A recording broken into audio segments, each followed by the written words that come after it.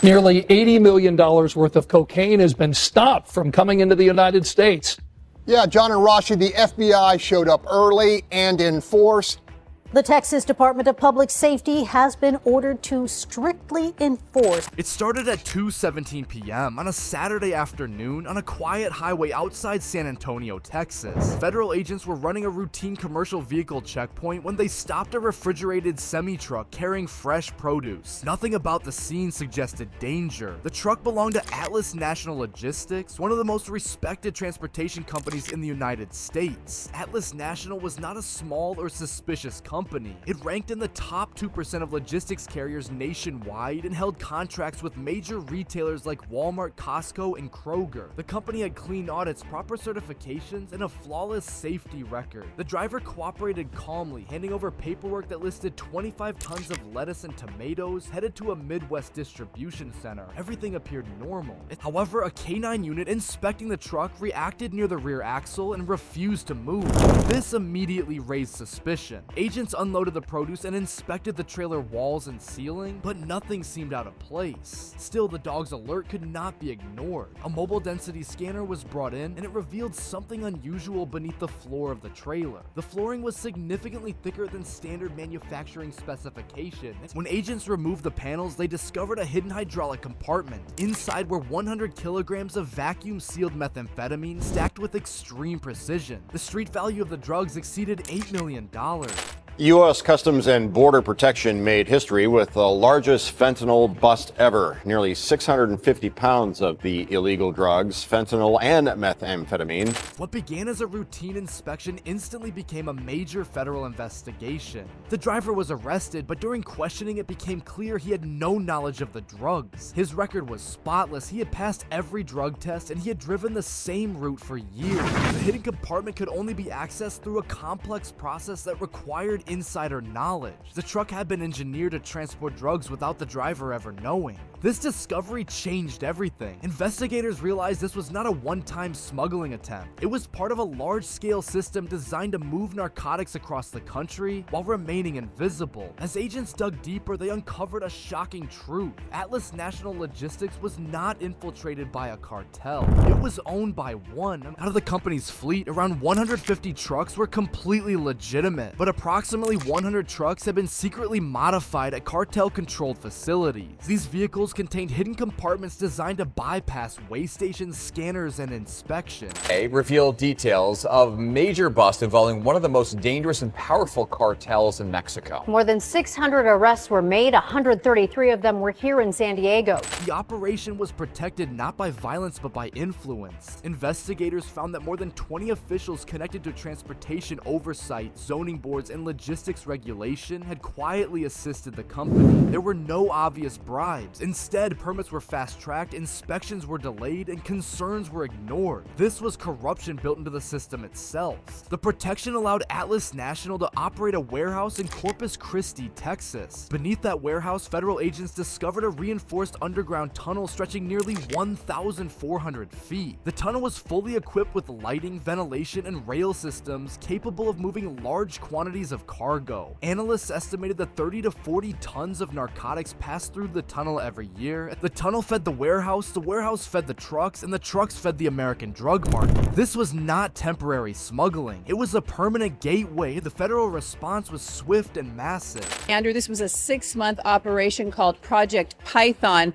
It got tons of drugs off the street: heroin, meth, fentanyl, crossing the border from Mexico. Operation Shutdown involved over 400 agents from the FBI, DEA, and DHS across 12 states. At exactly 4 a.m., coordinated traffic stops and raids began nationwide. Atlas trucks were intercepted in multiple states, each carrying large quantities of narcotics hidden beneath legitimate cargo. By the end of the operation, authorities had seized 52 tons of methamphetamine, 1.7 million fentanyl pills, and evidence linking the network to over $2 billion in illegal drug distribution. Atlas National's headquarters was raided, examined Executives were arrested and servers were seized before data could be erased. The most disturbing discovery came from those servers. Investigators uncovered over 1,100 ghost shipments designed to lose money on paper while laundering millions in reality. When analysts compared Atlas routes with public health data, the impact was devastating. Between 2017 and 2024, counties served by these routes experienced hundreds of thousands of overdoses and tens of thousands of deaths. Atlas National Logistics no longer exists. The tunnel has been sealed and indictments are ongoing. But the case left investigators with one chilling question. If a company this respected could hide such an operation, how many others are still moving unseen on American highways? And by the time dawn broke, Operation Rolling Thunder had already crossed the point of no return. What started as a coordinated strike had turned into a full-scale dismantling of an entire criminal ecosystem. Roads once controlled by cartel checkpoints were suddenly silent. Safe houses that had operated for years without interruption were exposed within hours. The operation wasn't loud in the beginning. There were no public announcements, no press conferences, and no warning. That silence was intentional. Authorities knew that once the first move became public, every remaining target would vanish. Inside the cartel, panic spread faster than any official statement. Leaders who once believed they were untouchable realized that their communication lines were compromised. Encrypted phones stopped responding, couriers failed to arrive, bank transfers froze without explanation. The illusion of control collapsed almost instantly. Some tried to flee across borders, others hid among civilians hoping anonymity would protect them. But the operation had anticipated these moves. Surveillance wasn't focused on one location, it was everywhere at once. As arrests continued, a deeper truth became impossible to ignore. Operation Rolling Thunder was not just about removing criminals, it was about exposing how deeply the cartel had embedded itself into everyday life.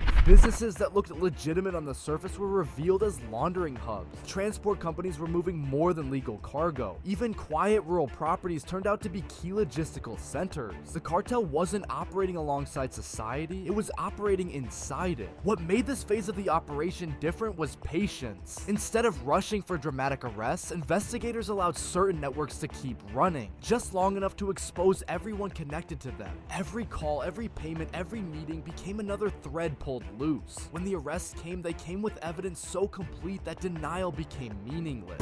Entire chains of command collapsed in a single week. But the real turning point didn't happen during a raid or an arrest. It happened when cartel members began turning on each other. Faced with overwhelming proof and no escape routes left, loyalty evaporated. Confessions followed. Safe locations were revealed. Hidden routes were mapped. For years, fear had kept people silent. Now that fear shifted direction. The cartel no longer inspired it, the operation did. Communities that had lived under cartel control for decades started to notice changes almost immediately. Extortion demands stopped. Armed patrols disappeared. Schools reopened in areas once considered too dangerous. For the first time in years, people spoke openly, not in whispers. The absence of violence was louder than gunfire had ever been. And that silence told its own story. Still, no one believed this meant the end. Authorities themselves were careful with their words. They knew cartels don't simply vanish. Power vacuums invite challengers. Smaller groups would try to rise. Smugglers would test old routes. But Operation Rolling Thunder had changed the rules. It proved that even the most deeply rooted criminal organizations could be mapped, infiltrated, and dismantled systematically. The final phase of the operation focused on financial destruction. Assets were seized, properties were frozen, shell companies were shut down. Money that once fueled violence was redirected into evidence lockers and courtrooms. Without cash, influence faded quickly. Leaders who once commanded entire regions now face court dates instead of followers. And by the time officials publicly acknowledged the operation, most of its objectives had already been completed. That was the strategy from the beginning. No spectacle, no early celebration, just results. And those results sent the message far beyond the single cartel. Other criminal groups were watching closely. They saw how silence, data, and patience had done what brute force alone never could. Operation Rolling Thunder didn't end with a single announcement. It ended gradually, quietly, quietly as the system it targeted stopped functioning, routes went unused, contacts disappeared, the machinery of crime stalled and then broke. What remained was a warning etched into every intercepted call and seized document. The era of invisibility was over, and